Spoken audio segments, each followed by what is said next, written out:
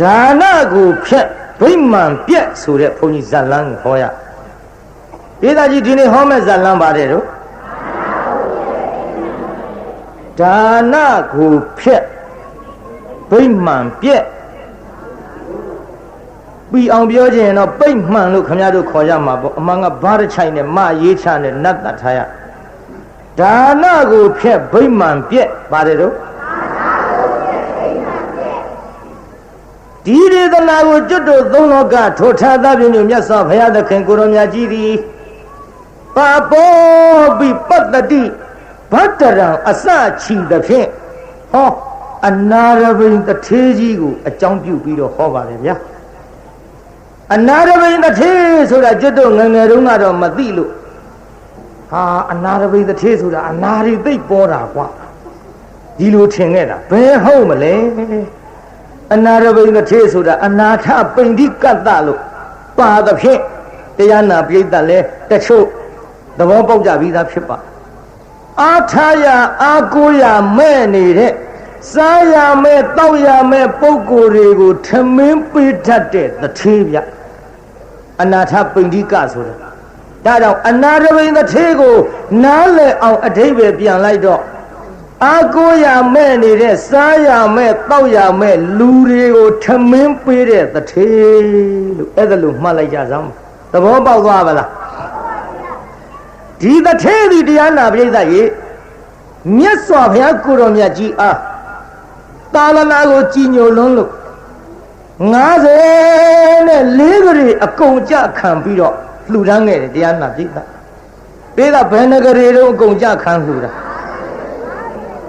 အနာရဘိန်တထေးကြီးတောင်မှလှူလိုက်တာ90နဲ့4ကလေးဆိုတော့9ချက်30ခမရတို့တာဝန်လေးမနေကြနဲ့နေ့စဉ်ဘုရားကိုရောမြတ်ကြီးကျောင်းတော်သို့3ချိန်သွားဘယ်နှချိန်သွားတော့ပြိဿ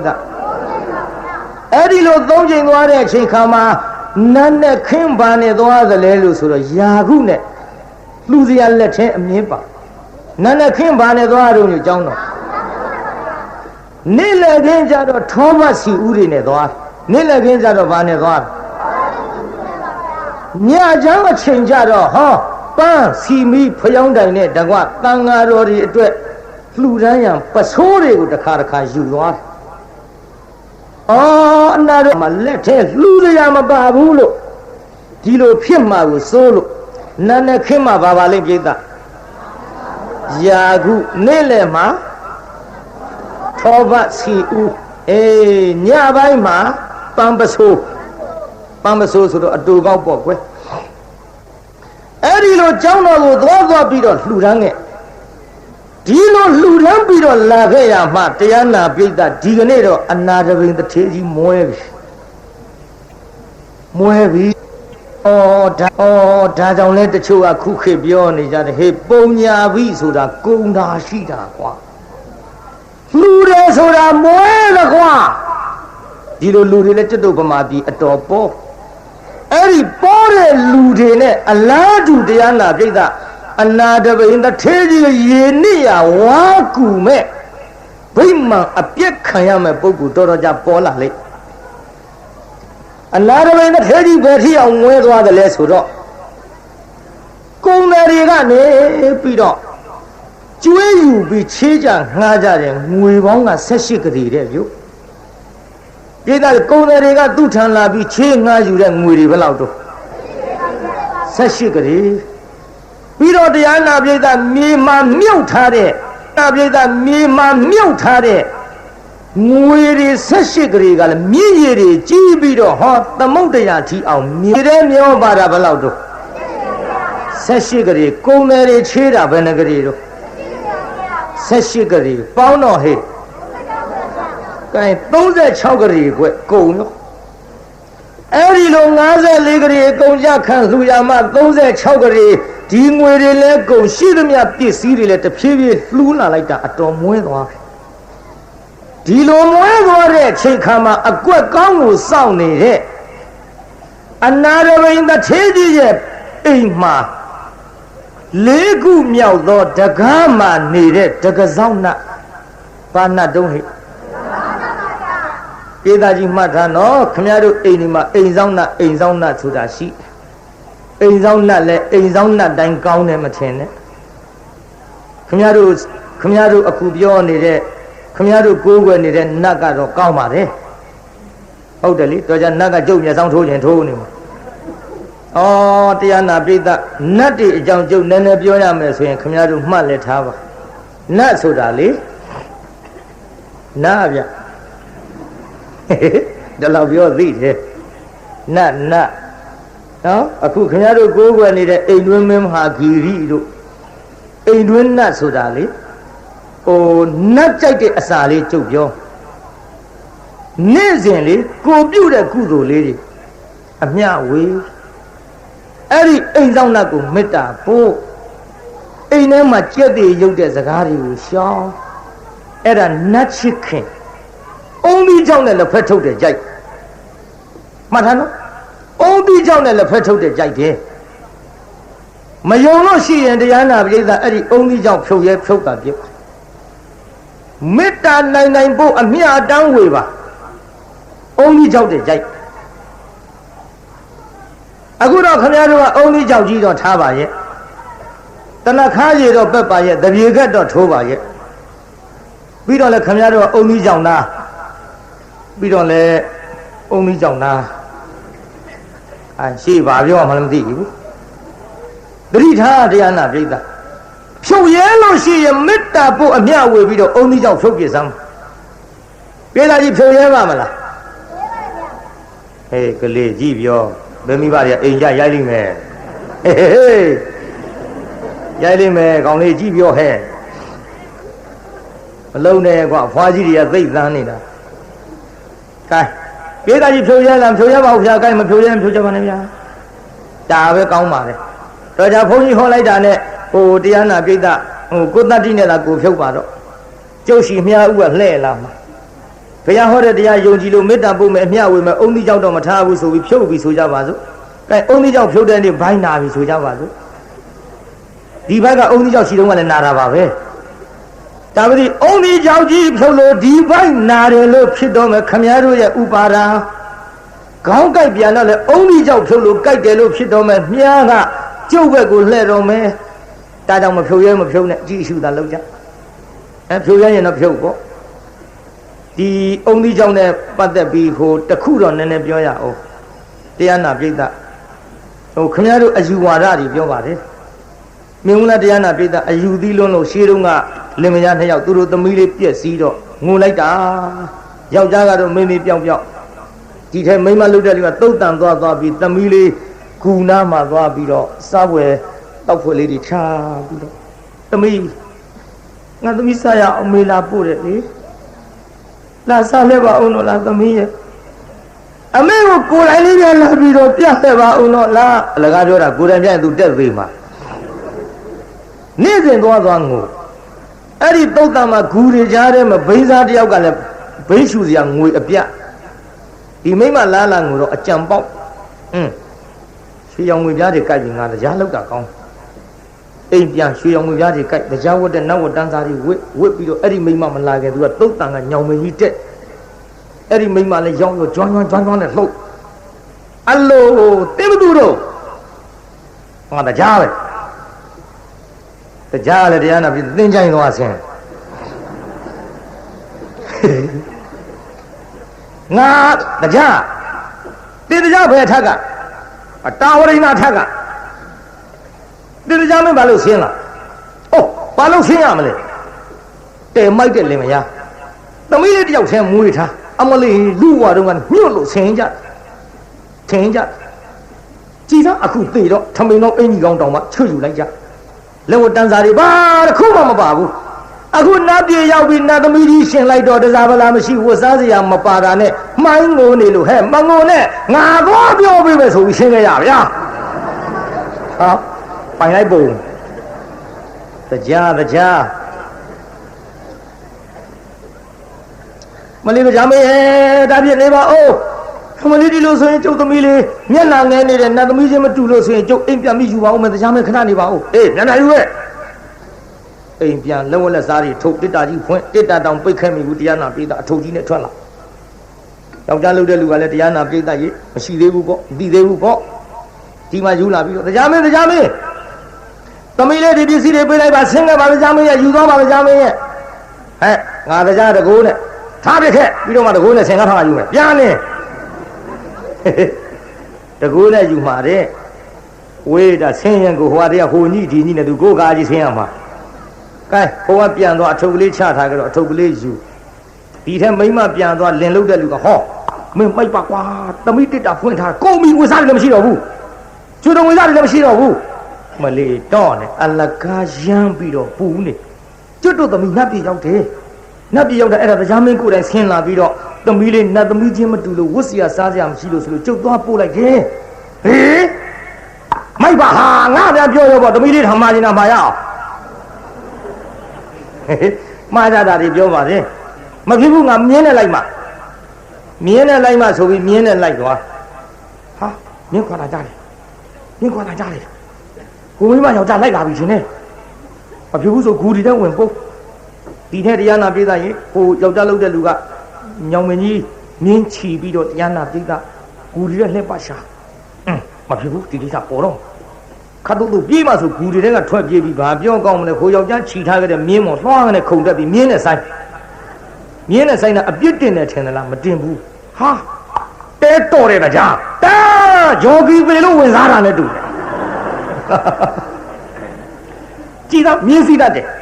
မဖြစ်ဘူးခတ်တော့မှဒီမှာတရားမင်းဟောဖြည်းဖြည်းလောက်ပါရောက်မှာပါပဲ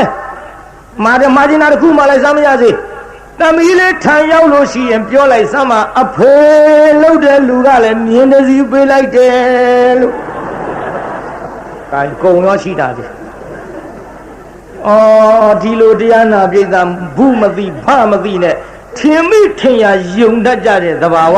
ကျုပ်ကခမည်းတော်ကိုးကွယ်နေတဲ့အိမ်ဆောင်နတ်တွေကိုမတထားလို့ပြောတာမဟုတ်ပါဘူးနော်အိမ်ဆောင်နတ်မေတ္တာရှိတဲ့နီးမယုံရင်မှန်ကန်ဟောတတ်တဲ့နတ်ကတော့မေးကြည့်ပါ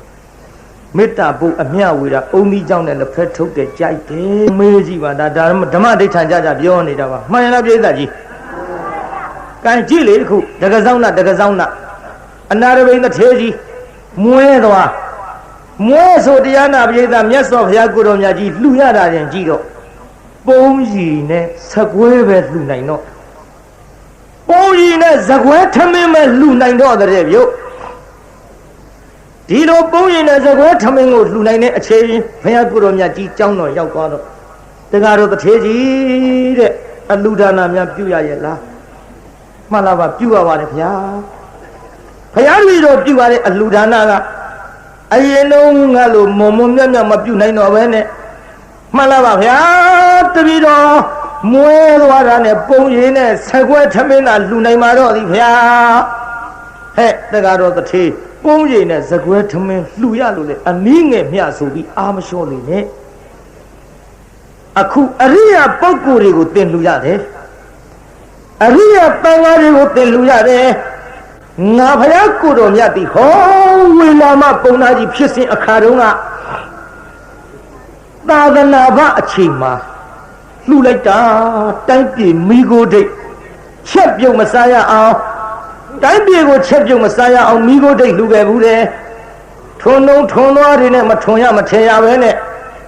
ငါဘုရားအလောင်းဝေလာမပုံနာကြီးကြွေးတာတွေကိုစားပြီးတော့လာခဲ့ကြရတယ်ဒီလောက်ထိအောင်လှူပေမဲ့လို့အခုသင်လှူရတဲ့အရိယာပုဂ္ဂိုလ်မျိုးတယောက်မှငါမတွေ့ခဲ့ဘူးလို့ဟောဘုရားကိုယ်တော်မြတ်ကဝေလာမတုတ်ကိုဟောပါတယ်ဗျာအဲ့ဒီလိုဝေလာမတုတ်ကိုဟောပြီးတဲ့နောက်ခုနကတကားဆောင်ပြန်ဆက်ကြပါစို့တကားဆောင်နတ်ကတရားနာပိဋကကြည်စံအနာရဝေသထေကြီးမွဲပြီအနာရဝေသထေကြီးသူချမ်းသာနေတဲ့အချိန်တုန်းကတော့အခုမရသေးလို့ငါစောင့်ပြီးတော့လာခဲ့ဘယ်နဲ့ဂေါရမနဲ့သူတပည့်သားတာဝကတွေလှူဒီအိမ်မှာကြွလာကြတဲ့အချိန်ခါမှာငါပြီးသူတို့လာတဲ့အချိန်ခါမှာတကားပေါ်မနေနိုင်ပဲနဲ့အောက်ဆင်းပေးရအလုံးရှုပ်တယ်ဒီဘုရားဂေါရမနဲ့နောက်ကတန်ဃာကြီးကြွလာငါဆင်းပေးရနေရဖဲပေးရဒါကြောင့်တရားနာပိဋကဘုရားကိုယ်တော်များနဲ့သံဃာတွေနေရာဖယ်ပေးရတာအလုံးရှုပ်တယ်ဆိုတာလူတွေမအောင်းမေ့တာမဟုတ်ဘူးနတ်ကလည်းအောင်းမေ့ခင်ဗျားတို့ကျွတ်တို့ကြီးမှာပေါ့အခုခေတ် တို့ကြီးနေရင်အကောင်းသားတဲ့ဘုန်းကြီးတစ်ပါးကြွလာပစိုးခင်းပြရစောင်းခင်းပြရအလုံးရှုပ်တယ်ဒါကျုပ်ကတမန်ငါရှံကပြောတယ်မအောင်မင်းနဲ့တပြေလုံးလှဲ့သွားနေတဲ့ဘုန်းကြီးဆိုတော့ဒီလိုလူတွေပေါ်ပြီးကျွတ်တို့တိုင်းပြည်ဝန်းနေစရာတွေဟိုမှာကြည့်နတ်ကြီးမှာပေါ့နတ်ကအပေါ်ဆင်းပေးရလို့တဲ့ဘုရားကိုယ်တော်များနဲ့တန်ဃာတော်တွေ तू မကြည့်ဘူးအဲ့ဒီတုန်းကလည်းတထေးကြီးကဘုံကံမြင့်နေတော့ तू အခွင့်မရလို့မပြောခဲ့မွဲသွားတဲ့အချိန်ခါမှာ तू ရေနစ်ရဝါကူတော့မတဲ့မဖြစ်ဘူးဒီကိစ္စငါပြောမှာညအခါမှာအဲ့ဒီတကစောင်းကဝင်လာအလိုအယောင်ဝါနဲ့တင်းမသူလုံးတထေးကြီးကမေးတထေးကြီးတဲ့ငါသည်လေးခုမြောက်သောတကားမှာစောင့်တဲ့သစ်အိမ်ကနတ်ဖြစ်တယ်ပင်ကိုဆုံးမတရားရှိလို့တရားစကားပြောတရားရှိလို့ကြိုက်နာမေးပြောပါနားထောင်မှမယ်ဆိုပြီးနားထောင်တဲ့အခိုက်အတန့်မှာသူပါတွေပြောလိုက်ပင်အနာတပိန်တထေးကြီးသည်ဂေါရမနဲ့ဂေါရမတတိတဝကတွေကိုပင်ဒီအမြဲတစေလှူဒန်းပေးကမ်းပြီးတော့လာခဲ့တယ်ရှိတာတွေကုန်ပြီဟိုစဉ်လှူနေချိန်အခါကာလတုန်းကတထေးကြီးမလှူနဲ့တင့်မွေးသွားလိမ့်မယ်လို့ငါပြောလိုက်ရင်လေချမ်းသာနေတဲ့အချိန်ဆိုတော့သင်ယုံရင်မှယုံမယ်မဟုတ်လားအခုအချိန်မှာငါပြောဖို့အခွင့်တင်လာလို့သင်ဒီယခုပဲလို့ဂေါရမနဲ့တတိတယဟန်တော်တွေလှူလို့ယခုလိုမွဲခဲ့ရဒီထဲတင်ဆက်ပြီးတော့လှူအောင်မယ်ဆိုရင်တနေ့စားစရာမရှိတဲ့အပြင်ငတ်သိမှတောင်စိုးရင်ရတယ်တထေးကြီးခုပင်ပြီးမွဲတဲ့ချိန်ခါမှလည်းလှူတော့မှာပဲလားလျှော့လျှော့ပေါ်လို့အလူဒါနာကြောင့်ကိုယ်ဒုက္ခဖြစ်တိုင်းလက်တွေ့ကြုံရပြီနဲ့အကျိုးလိုရောင်နဲ့နတ်ကသွားပြီးတော့ပြောလိုက်အနာရဘိန်တထေးကြီးရဲ့စိတ်ဓာတ်နော်ဘလောက်ကြန့်ခိုင်တယ်လဲဆိုတော့နတ်ရုပ်မှာပင်ဩဝါဒဒါပဲလားပင်တရားစကားဒါပဲလားပင်ဆုံးမပေးတာဒါပဲလားငါလိုဘုရားကိုယ်တော်မြတ်နဲ့တန်ဃာတော်တွေကိုယ်ကွန်းနေတဲ့ကြည်ညိုနေတဲ့တထေးကိုပင်ဖြတ်စည်းလို့ရမလား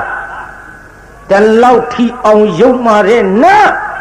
လှူတာတန်းတာတွေတော့သာဓုမခေါ်ပါပဲနဲ့ငါလှူတဲ့ဒါနကိုလာဖြက်စီးတဲ့ပင်စကားနားထောင်ပြီးပင်နောက်ကိုလိုက်လေမလားလို့ပင်နောက်မလိုက်တဲ့ပြင်လေပင်လိုနတ်ရုပ်မာကိုငါမမြင်ချင်ဘူးတွားငါ့အိမ်မှာမနေနဲ့နှင်ထုတ်ပြီလို့ဒေသနာရဘိန်တစ်ထေးကြီးကနှင်ထုတ်ပါလားနှင်ထုတ်ပြီနှင်ထုတ်တော့ကလေးငယ်လေးတွေနဲ့ဆင်းသွားရသောတာပန်ဖြစ်တဲ့အနာရဘိန်တစ်ထေးကြီးပြောလိုက်တဲ့စကားဖရာရဲ့တပည့်သားဖြစ်တဲ့အနာရဘိန်တစ်ထေးကြီးရဲ့စကားကြားရတော့မနေနိုင်ဘူးနတ်ကလေးတွေနဲ့ဆင်းသွားနတ်လည်းကလေးရှိတယ်နော်မှတ်ထားဖို့ဒါလဲဒေသနတ်ဘာတွေနဲ့ဆင်းသွားတယ်တန်းငယ်သမီးငယ်လေးတွေနဲ့ဆင်းသွားပြီးတော့တရားနာပိဋကကြီးမြို့ဆောင်နာသွားပြောတာဒါကဘယ်နတ်ကိုသွားပြောတာမြို့ကိုစောင့်တဲ့မြို့ဆောင်နာမင်းနဲ့အကျွတ်နှုတ်သည်အနာရဘိန်တစ်ထေးကြီးကိုဒီစကားသွားပြောပြီးလို့နှင်ထုတ်ပါသည်အဲ့ဒါအနာရဘိန်တစ်ထေးကြီးပြန်ပြောပေးပါကျုပ်ဗိမာန်ပြက်ပါပြီနေစရာခက်နေပါပြီကလေးငယ်တွေနဲ့ဒုက္ခရောက်နေပါပြီဒါကြောင့်မြို့ဆောင်နာမင်းအနာရဘိန်တစ်ထေးကြီးကိုတောင်းပန်ပေးပါညသင်ပဲလို့ပြောအနာရဘိန်တစ်ထေးကြီးသင်ဖျားကိုယ်တော်များနဲ့တန်ဃာတော်တွေကိုလှူလို့မွဲတာလို့ပြောတယ်တဲ့မိုက်တဲ့နတ်ကြည်စမ်းလောကထုထားအတုမရှိတဲ့မြတ်စွာဘုရားကိုလူတင်မကနတ်ပြည်ကတရားတွေနတ်တွေပါဆင်းပြီးမြမာတွေပါဆင်းပြီးကိုးကွယ်နေတဲ့ဘုရားကိုသင်သွားပြီးတော့စော်ကားမိလေခြင်းဘုရားလှူတဲ့ဒါနာကြီးသင်ဖြည့်စည်းလေခြင်းပြောရဘူးတို့နာရဘိန်တစ်ထေးကြီးသင်ပြက်ကသိကြီးသင်ပြက်ကသိကြီးတယ်မပြောရဘူးဆိုတော့မြို့ဆောင်နတ်ကပြောမပြီးတော့တခါစတုမဟာကြီးတတရထဝုဒုံလကဝုရုပခကုဝေရနတ်မင်းကြီးလေးပါထံသွားပြန်ရောပြိဿနတ်မင်းကြီးလေးပါထံကိုသွားပြီးတော့နတ်မင်းကြီးတို့ကျွန်ုပ်နေစရာမရှိလို့အနာရဘိန်တစ်ထေးကြီးကိုတောင်းပန်ပေးပါပြန်နေခွင့်ပြုအောင်လုပ်ပေးကြပါနတ်မင်းကြီးတို့သင်ပဲလို့ပြောတော့ဒီလိုဒီအကြောင်းပါပဲသူပြောတဲ့စကားနတ်မင်းကြီးတွေပြောလိုက်တော့တဲ့မိုက်တဲ့နတ်ပဲသင်အပြစ်ကသိကြီးတို့မပြောရဘူး တို့မပြောရဘူးဆိုတော့ဟာအဲ့ဒီနတ်ကလေးလေးတွေပွေပြီးတော့တရားမင်းထံရောက်ပြေးသားကြီးဘယ်ရောက်သွားပြန်တရားမင်းထံရောက်တယ်ဒီလိုတရားနာပြေးသားကြီးတရားမင်းထံကိုရောက်သွားပြန်တော့လေတရားမင်းကဒါနကိုတကယ်အားကိုးပြီးတော့ယုံကြည်စိတ်ချစွာနဲ့ဒိဋ္ဌိနဲ့ဝိစီကိစ္စကွာတဲ့သောတာပန်ဖြစ်ပြီးအနာရဝိတ္ထေကြီးသင်သွားပြောလို့မရတဲ့ဖြင့်ပြည့်စကားဟာသိမှားပါသဖြင့်ငါကြားလည်းမပြောရဘူးမှန်လားပါတရားမင်းမပြောရလို့ရှိရင်နေစရာလည်းမရှိတော့ပါဘူးကလေးတွေနဲ့လည်းဒုက္ခဖြစ်နေပါပြီဒါကြောင့်တရားမင်းဒီတိုင်းဆိုရင်အသက်ရှည်ကြမယ်မဟုတ်ပါဘူးမဲနတ်ကလည်းအသက်မရှိမှတဲ့ကြောက်ဘူးလားပြိဿနောက်တရားမင်းကဟဲ့ဒီလိုလို့ငါအကြံပေးလိုက်မယ်အနာရဘိနထေကြီးမှာပြန်မပေးတဲ့ချင်းငါထားတဲ့ကုံတွေထံမှာ18ကလေးရှိတယ်၎င်းနောက်ရေထဲမှာမျောသွားတဲ့ပစ္စည်းတွေက18ကလေးရှိတယ်၎င်းနောက်ပိုင်ရှင်မရှိတဲ့ပစ္စည်းက18ကလေးရှိတယ်ပြေကကြီး18 3လီဘယ်လောက်ပါလဲမင်းက2လီ36ပြောပြီးသားခုတည်းထိ36ကမတက်18 4လီ54ကလေးဘယ်လောက်တော့ပြိဿကြီးအဲ့ဒီ54ကလေးကိုပြန်ရအောင်တင်ပြီးဘန္တာစိုးရောင်ဆောင်ပြီးတော့အနာရဝိတ္ထေကြီးအိမ်မှာသွားပြီးတော့အဲ့ဒီ54ကလေးသောပစ္စည်းတွေကိုရအောင်သူ့ဘန္တာတိုက်မှာအချီးနှီးဖြစ်နေတယ်ဘာမှမရှိဘူးဘန္တာတိုက်ကိုပြည့်စုံအောင်ပြန်လုပ်ပြီးတော့မှငါပြောတဲ့အတိုင်းအဲ့ဒီအနာရဝိတ္ထေကြီးကိုသင်တောင်းမှရင်ပြန်နေခွင့်ရလိမ့်မယ်အဲ့ဒီကဲ့သို့တရားမင်းအကြံပေးလိုက်တရားမင်းအကြံပေးတော့ပြန်သွားပြီနတ်သားပြန်သွားပြီးတော့ဘန္တာစိုးရောင်ဖန်ဆင်းပြီးတော့အနာရဝိတ္ထေကြီးကုံတွေချီးထားလို့ပြန်မရတဲ့ပစ္စည်း18ကလေး၎င်းနောက်တရားနာပြိဿသမုဒ္ဒရာမျောသွားတဲ့ပစ္စည်းက18ကလေးပန်ရှင်မရှိအချီးနှီးဖြစ်မဲ့ပစ္စည်းတွေက18ကလေး54ကလေးကိုရအောင်တရားနာပြိဿဖန်တီးပေးလိုက်ဖန်တီးပြီးဘန္တာတိုက်တွေအကုန်ပြည့်တဲ့အချိန်ကြတော့မှသူဒီအနာရဝိတ္ထေကြီးအပါကတထေကြီးအနာရဝိတ္ထေကြီးကျွန်ုပ်ကိုမှတ်မိပါရဲ့လားကျွန်ုပ်ဒီသင့်အိမ်၌4ခုမြောက်သောတကားမှာစောင့်ရတဲ့နတ်ဖြစ်ပါတယ်တို့ဖြစ်ချင်းကြောင့်သင်တထေကြီးအားဒါနပြုတဲ့ကိစ္စကိုဖျက်ဆီးလို့ကျွန်ုပ်ဗိမာန်သည်ပြည့်၍သင်တထေကြီးအိမ်မှထွက်သွားခဲ့ရပါတယ်ဒီလိုထွက်သွားခဲ့ရပါသဖြင့်မြို့ဆောင်နတ်ကလည်းမတောင်းပါရဲ့နမင်းကြီး4ပါးလည်းပြန်မပို့ရဲ့တရားမင်းအကြံပေးချက်အရာဗန္တာစိုးရောင်ဆောင်၍ကုံတယ်များထမ်းမှ18ကလေး၎င်းတော့ရေမှမျောသွားတဲ့ပစ္စည်းက18ကလေး၎င်းတော့ပိုင်စင်မရှိတဲ့ပစ္စည်းကပြောင်းမြန်ဒါနဲ့နဲ့ကြားဘူးလေရှိတာပေါ့လေပိုင်ရှင်မရှိတဲ့ပစ္စည်းက18ကလေးဘောင်း54ကလေးကိုဘန္တာတိုက်ထဲမှာအကုန်ထည့်ပြီးပါပြီပြစ်မှားမိတဲ့အပြစ်ကိုတရားမင်းကဒီတန်ကိုသင်ခံလို့ဆိုလို့ဒီတန်นี่အကုန်ခံပြုတ်လို့ပြီးပါသဖြင့်နေခွင့်ပေးတော်မူပါသထေမင်းကောင်းပြီဆိုပြီးတော့သူ့တကားဆောင်နတ်ကိုအိမ်မှာပြန်ထားတယ်ပြေးသားကြီးသူပြန်နေရရှာပါလားအိမ်ကထွက်ပြေးရတာဘာပြုလို့ဒါနဖြစ်လို့ဒါမြင့်တရားနာမည်လေးပေးထားတာတူတုတ်ပါတယ်ဒါနကိုဖြစ်ဗိမာန်ပြက်ပိဋကဟိုနတ်တောင်မှဒါနဖြစ်ရင်ထွက်ပြေးရသေးတယ်နော်ပိဋကကြီးဒါနဖြစ်တော့နတ်တောင်ထွက်မပြေးရဘူးလားထွက်ပြေးရတယ်ပိဋကကျုပ်စကားကြီးကျယ်တယ်လည်းမအောင်မြင်ကျမ်းဂန်ကထုတ်ဟောရတာပိဋကဘယ်ကထုတ်ဟောတာတော့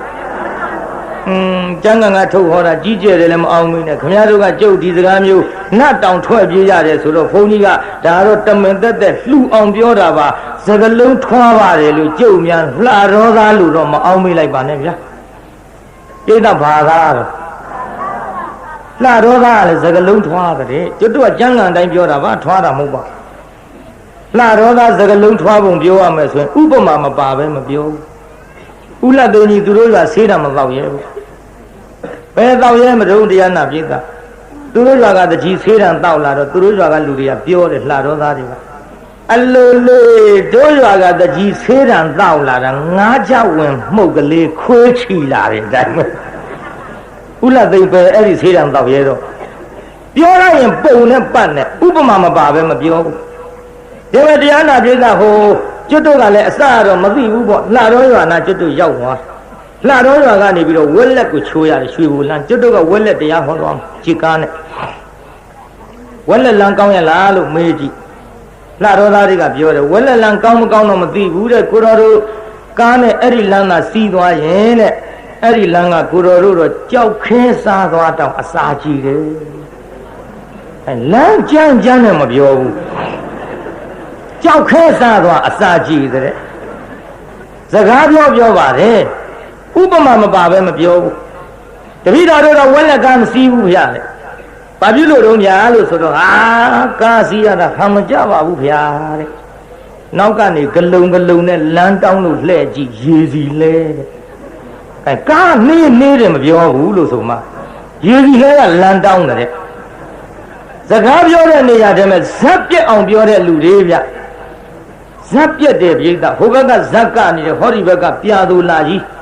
နှမ်းရိုးပုံကို2ယောက်တည်းမီးရှို့ပြီးတော့စကားပြောတာမီးလှုံရဲ့3ယောက်နားထောင်4ယောက်နားထောင်နောက်10ယောက်9ယောက်190နဲ့ဟာပါတော့ဟာဆိုပြီးဝိုင်းလာတာသူတို့2ယောက်ပြောတဲ့စကားနားထောင်တော့ဇက်လူမရှိဘူးတကယ်ဇက်ပြက်အောင်ပြောတဲ့လှတော်သားကြည့်လေတရားနာပြိတ္တာသူတို့နားမှာပေါက်တော်ရွာဆိုတာရှိအဲ့ဒီပေါက်တော်ရွာမှာစာပြန်မွဲကြီးကျက်သားတံပေါင်းနဲ့ကိုတော်ကြီးဆွမ်းကတ်ကျက်သားတံပေါင်းနဲ့ကတ်တော့ပြောတယ်အလိုလေးကွာလို့ဆိုတယ်အလိုလေးကသိပ်သုံးအလိုလေးကွာတဲ့စာပြန်မွဲဆိုလို့သွားကြည့်ပါလက်ဆက်တတ်တော့ဖုံကြီးအေးကိုကွာတဲ့ဖုံကြီးကျက်သားနဲ့ကတ်တာဒါဖုံကြီးအေးတဲ့ကျန်ဖမ်းမှန်စကားပြောတဲ့လူတွေဥပမာနဲ့ဘုန်းကြီးရစားရတဲ့ကွာတော့ဝေသာလီပြီးဘလူးကြတယ်အယိုးကြံတာပြောတာစကားပြောဥပမာမပါပဲမပြောဘူးကျွတ်တော့ကမေးကြည့်တယ်ခင်ဗျားတို့ဥပမာမပါပဲမပြောတတ်ဘူးလားလို့ဆိုတော့အိုးတပည့်တော်တို့ကဥပမာမပါပဲပြောရလှဲမီးတို့စီးရတဲ့အတိုင်းပဲဥပမာကပါလားဒီတရားနာပြိဿဟိုသူတို့ရှိမှာခင်ဗျားတို့ရှိလို့ခင်ဗျားတို့ကားစိတ်ကားပေါ်ရလားလို့မေးတော့အိုးကားပေါ်တာတော့ရေပေါ်ထိုးနေတဲ့အတိုင်းပဲလေရေပေါ်ထိုးတယ်ဆိုတာမြင်ဘူးမှာပေါ့အသားတွေလက်သမားတွေရေပေါ်ထိုးတာဒီတိုင်းတဲ့သွားတာမဟုတ်ဟောဒီလိုရှည်ထိုးနောက်ကားတွေပေါ်တာပြောတာရေပေါ်ထိုးနေတဲ့အတိုင်းပဲလေကားပေါ်တဲ့ထဲဖျားတဲ့တပည့်တော်တို့တော့အာတီဘီကမြန်တယ်ဆိုလို့စီးလိုက်တယ်ဟုတ်တကောဖျားတဲ့အာတီဘီကမြန်ပုံကိုပြောရရင်ရိုင်းဖဲကြီးဆောင်ဖက်လိုက်ရတဲ့အတိုင်းပဲတဲ့အဲကြီးဆောင်ဖက်လိုက်ဘူးတဲ့အတိုင်းဥပမာမပါပဲတခုမှမပြောဘူး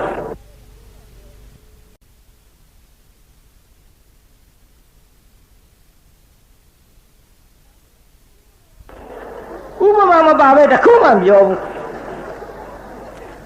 ဒီတဲ့စိုင်းနိုင်ကြီးကသူတို့အလှဖိတ်တော့အလှကိုလိုက်သွားပါတယ်တဲ့စိုင်းနိုင်ကြီးအလှကြက်သားဟင်းနဲ့တော့ကြွေးပါရဲ့တဲ့ဒါပေသူထမင်းမစားခင်ကြက်သားဟင်းထိုင်းရှိခိုးရသေးတယ်တဲ့ဘာဖြစ်လို့တော့လို့ဆိုတော့ကြက်ကကိုယ့်ရဲ့အသက်ကြီးနေလို့ကြက်ရင်နဲ့မပြောဘူးတကယ်လူတွေပါဆိုမှ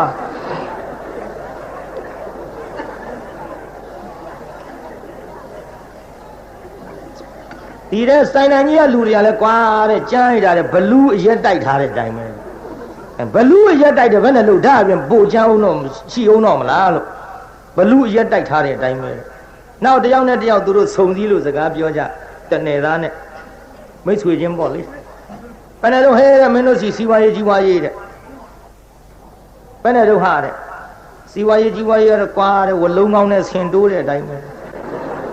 အဲပြေးတာကြီးဝလုံးကောင်းနဲ့ဆင်တိုးရစီဝါရေးကြက်တယ်မပြောဘူးလို့စကားပြောလိုက်တရလွန်ကြီးအေးကွာတဲ့စီဝါရေးကထားပါတော့အလုံးကင်လေးရောဟာတဲ့ငါလူရဲတဲ့အလုံးကင်လည်းမမေးနဲ့ဟာတဲ့ရှိတဲ့အလုံးဖိလို့လဲတနေ့တခြားစားဦးကကြီးလာတော့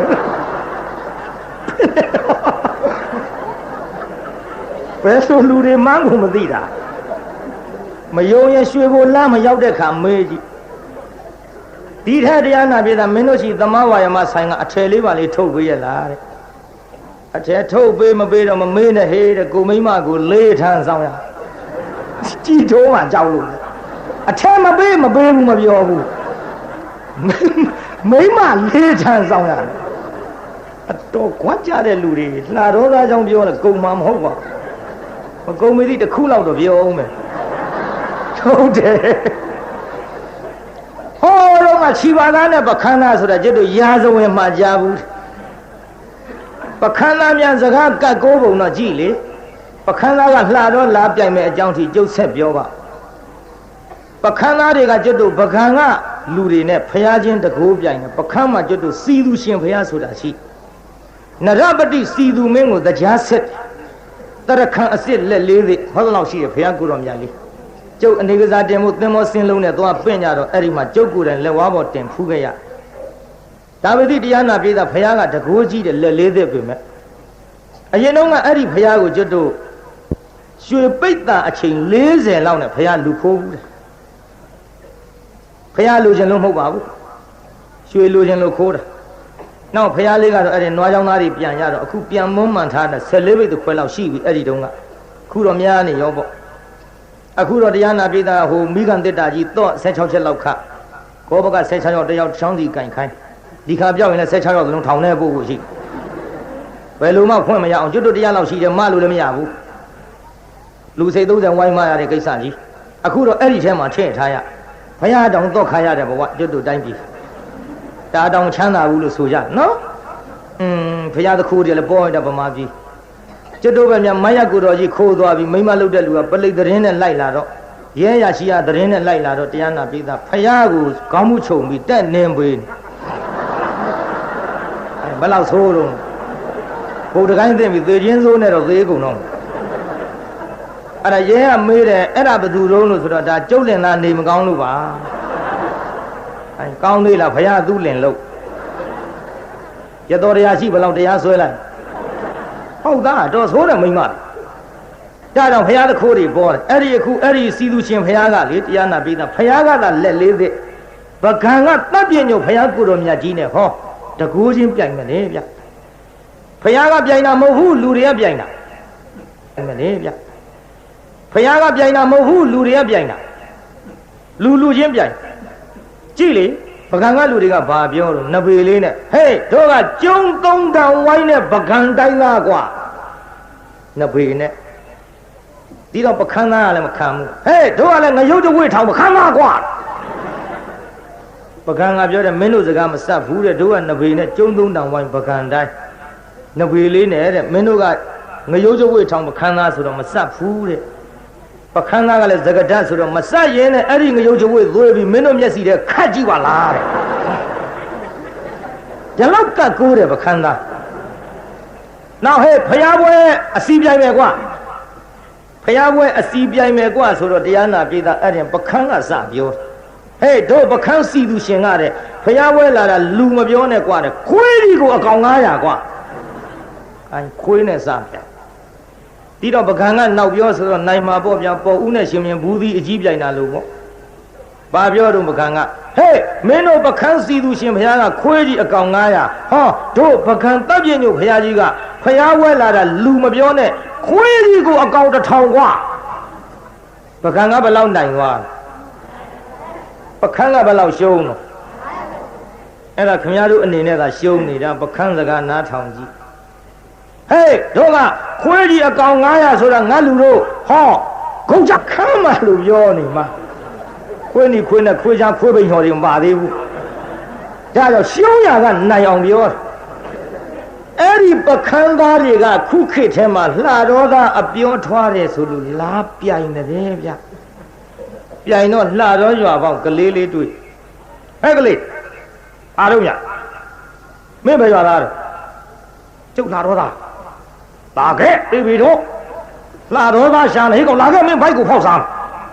ဘိုက်ဖောက်စားမယ်ဆိုတော့ကလေးလေးကပြောတယ်ဗျာတဲ့စားခြင်းဘိုက်တော့မဖောက်ပါနဲ့တဲ့ခင်ဗျားတို့ကျုပ်ယိုကျွေးပါမယ် အိုင်ပြီးရောလူကြီးနဲ့ပြောခဲ့ရကလေးနဲ့ပြန်ပြေးခဲ့ရဒါကြောင့်တရားနာပရိသတ်ကျုပ်လည်းပဲဒါနဖြစ်စည်းတာလူမပြောနဲ့နတ်တောင်ထွက်ပြေးရတယ်ဆိုတော့အလူကံဖုံးကြီးမို့ငွေရအောင်ဆွဲဆောင်ဟောတာပါစကလုံးထွားတယ်လို့လှတော်သားလူလည်းမထင်လိုက်ကြပါနဲ့ဒီပြန်ရောက်ပြီးကျုပ်စကားခမည်းတော်လည်းလိုက်နားထောင်နေတာပဲ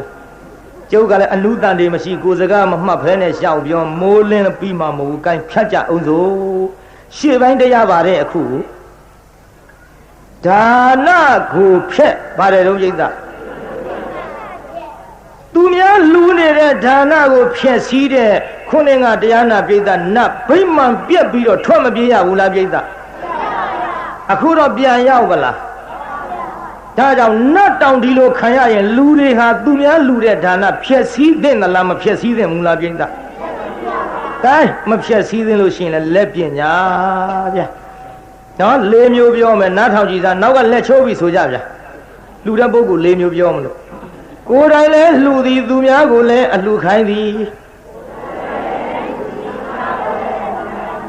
ကိုယ်တိုင်တော့လှူသည်သူများကိုတော့အလှူမခိုင်းပါသူများကိုတော့အလှူခိုင်းသည်ကိုယ်တိုင်တော့မလှူပါကိုယ်တိုင်လည်းမလှူပါသူများကိုလည်းအလှူမခိုင်းပါဘယ်နှမျိုးတို့နံပါတ်1လူမျိုးကိုကျုပ်စပြောမယ်ကိုယ်တိုင်လည်းလှူတယ်သူများလည်းခိုင်းအဲ့ဒီပုဂ္ဂိုလ်ကြတော့ကိုယ်တိုင်လှူလို့လည်းပစ္စည်းချမ်းသာသူများအလှူခိုင်းလို့လည်းသာသမီချွေရန်ပေါ်တယ်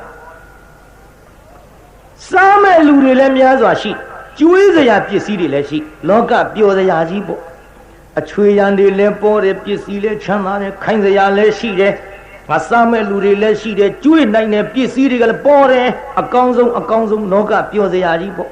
နံပါတ်1အကောင်းဆုံးလူမျိုးလို့မှတ်ခဲ့နံပါတ်2ကျတော့ကိုယ်တိုင်တော့လှူတယ်သူများမခိုင်းဘူးသူကြသိဟမ်းကြဘူးကိုယ်တိုင်လှူလို့ပစ္စည်းတော့ချမ်းသာပါရဲ့တန်တကားကြီးပိတ်လို့တိုက်ကြီးနဲ့သူများအလှူမခိုင်းလို့သသမီအချွေရန်ကတယောက်မှမရှိလင်မယား2ယောက်တည်းတစ်စီချောင်းမှတောင်ကြောက်ရရှိဘူး2ယောက်တည်းအိမ်ဆွဲလဲမရှိဘူး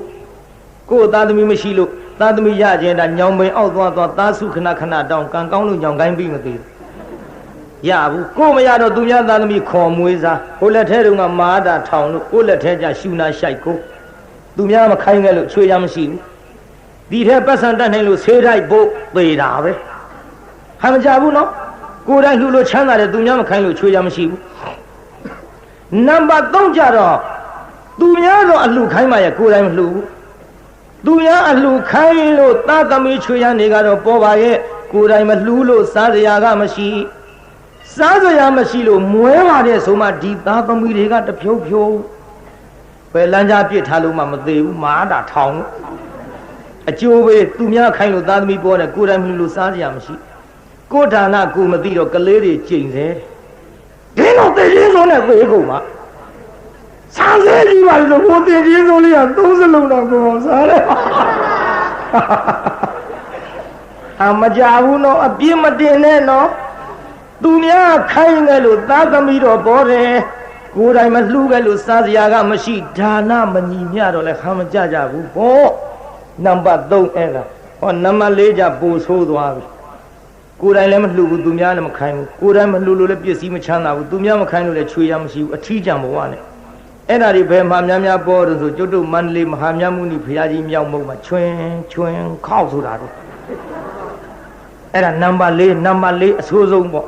တန်ပြေးသားကြီးလှူတဲ့ပုဂ္ဂိုလ်4မျိုးပြောရအောင်ပြေးသားကြီးနံပါတ်1ရဲ့2ရဲ့3ရဲ့4ရဲ့ဘယ်နံပါတ်ကြိုက်တုံးမျိုးမပြောတဲ့လူတွေနံပါတ်4မြန်မှန်းပြေးသားကြီး1ရဲ့2ရဲ့3ရဲ့4ရဲ့ဘယ်နံပါတ်ကြိုက်တုံးမျိုးလူလေတွေအကောင်းဆုံးရွေးကြိုက်နံပါတ်1နံပါတ်1ကြိုက်လို့ရှိရင်တော့နံပါတ်1နဲ့တူအောင်လုပ်ရလိမ့်မယ်လက်တစ်ဖက်ကအိတ်ထောင်နဲ့နိုင်ကိုယ်တိုင်လှူဖို့ကြံတဲ့လက်တစ်ဖက်ကလည်းဘေးလူထားမပြစ်ခဲနဲ့လာဟိုစပွဲသွားလှူကြည့်ကြစို့ခိုင်း ဒီတရားကျုပ်အတွက်တော့အတော်ကွက်ဝင်တဲ့တရားဘုရားကိုယ်တော်မြတ်ကဇတိလငါဟောထားခဲ့မင်းဒီတရားဟောပြီးတော့အလူခံစားပြီးတော့လည်းဟောထားခဲ့သလားတော့မသိဘူးတကယ်တော့ပိဋကကျုပ်လုံးချဟောတယ်မထင်နဲ့ဓမ္မပဒဘီလာလဗရကမှာဘုရားဟောပါတယ်ဗျာအဲ့ဒါဇတ်ထုတ်ရှိတယ်ပိဋကဟိုစူပါဟိုက်မှာမိုက်မောင်တွေဆဲကြောင်လက်သေးဆိုတာအဲ့ဒီဇလံမျိုးနော်ဒါဖြတ်ထိုးလေးပြောတာကဲနံပါတ်1ကြရင်နံပါတ်1နဲ့တူအောင်လုပ်ကြကိုယ်တိုင်လဲလှူသူများနဲ့ခိုင်းပါဗျာနောက်ဆုံးကြလည်းဖြစ်ပါတယ်အိတ်သွန်ဖာမှောက်ပေါ့အိတ်ထောင်နဲ့နှိုက်လိုက်လို့ယာရံပါလာလဲအမ်းမနေပါနဲ့ဘရုံမဒေဝကြီးကြည့်ရင်ခင်ဗျားတို့သိလောက်ပါတယ်ဘရုံမဒေဝကြီးကြာပန်းလှူတယ်ပြည့်စေကဗုဒ္ဓကိုကြာပန်းလှူလိုက်တယ်ပထမကြာပန်းလှူပြီးတော့တရားနာပိသဟိုကအလှခန်းယူသွားအိုးတဲ့ကြာပန်းနေသူ့ဘာလို့ဖို့တော့မဖြစ်ဘူးတဲ့ပြန်ယူမှတဲ့ဘရုံမဒေဝကြီးအလောင်းကပြန်ယူပြီးဟဲလှူတော့လေအလှခန်းနဲ့ပြန်ယူတော့လေပေးတာပဲလှူပြီးသားကြီးပြန်ယူလို့ကောင်းပါဘူးလေဟောနောက်တခါထလှူတယ်ပရိသတ်